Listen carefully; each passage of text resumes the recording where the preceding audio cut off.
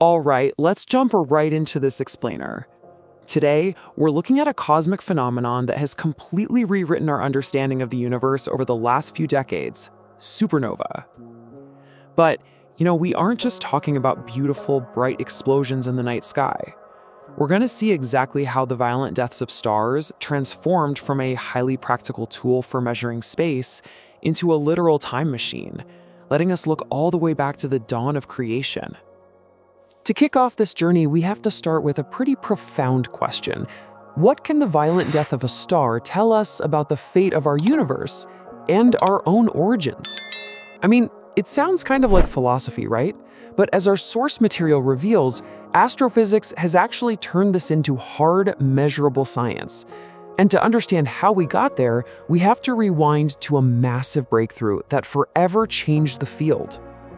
Now, you might already be familiar with the concept of standardizable candles. Back in the 1990s, two independent research teams, the Supernova Cosmology Project, led by Saul Perlmutter, and the HISE Supernova Search Team, led by Brian Schmidt and Adam Rees, honed in on Type Ia supernova. Because these specific explosions have a remarkably consistent luminosity once you apply a few corrections, they act as perfectly predictable cosmic yardsticks. Think of it like the classic light bulb analogy. If you know exactly how bright a light bulb actually is, you can calculate its exact distance just based on how dim it appears to you. Astronomers use this exact principle to measure cosmic distances with unprecedented precision. And it is wild to think about just how fast this revolution happened. In the 1990s, those research teams form and start their meticulous measurements. By 1998, they hit a wall of data that completely breaks the existing models, leading directly to the discovery of dark energy. And then, just over a decade later in 2011, this massive paradigm shift culminates in the Nobel Prize in Physics. It's honestly one of the greatest scientific plot twists of all time. But what exactly was that 98 discovery that shook the whole scientific world? Well, in 1998, researchers realized that the distant Type Ia supernovae they were measuring were actually dimmer than expected. And this led to a completely revolutionary conclusion. The expansion of the universe isn't slowing down like everyone assumed. It's actually accelerating. To explain this, scientists were forced to accept dark energy, this mysterious, enigmatic force actively counteracting gravity at the largest scales. By measuring the light from dead stars, we suddenly discovered that the ultimate fate of our universe is being dictated by an invisible force we can't even see. But of course, a few isolated observations weren't gonna cut it anymore. Astronomy had to evolve, plunging us right into the big data era of automated sky surveys.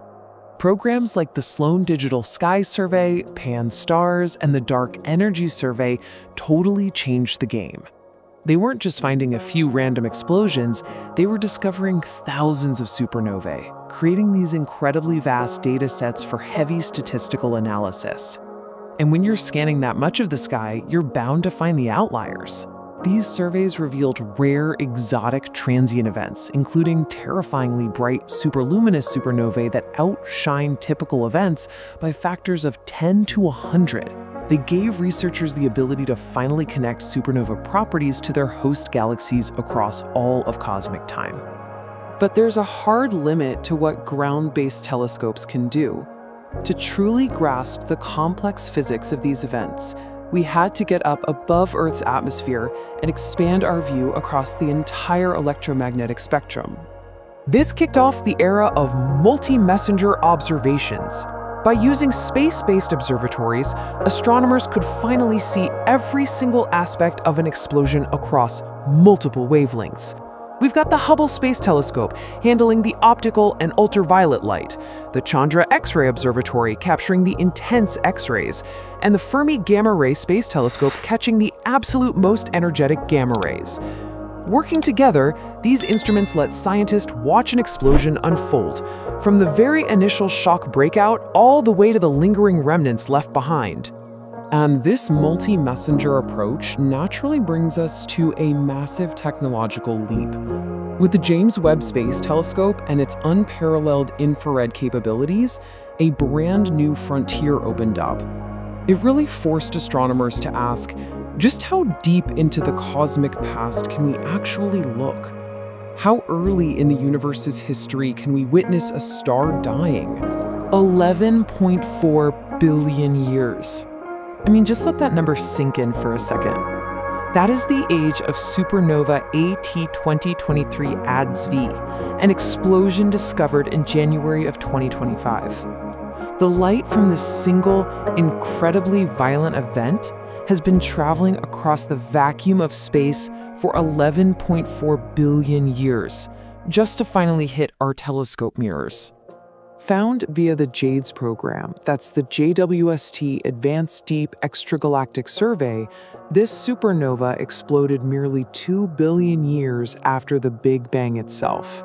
Researchers described it as a truly gargantuan explosion, originating from a stellar monster roughly 20 times the mass of our own sun. And this is huge because it gives us direct observational evidence of the universe's earliest generations of stars. We are literally using the telescope as a time machine to watch the early universe in action. So why does that 2 billion year mark actually matter? Well, it highlights a fundamental contrast in how the cosmos evolved. The earliest stars formed from pure primordial material, almost entirely just basic hydrogen and helium. They were incredibly massive and highly energetic. Modern stellar populations, on the other hand, are enriched with heavy elements, and those heavy elements are exactly what allow for the eventual formation of rocky planets like ours. Which brings us to a classic quirk of astrophysics vocabulary: metals. As you probably know, in astronomical terms, a metal is basically anything heavier than helium.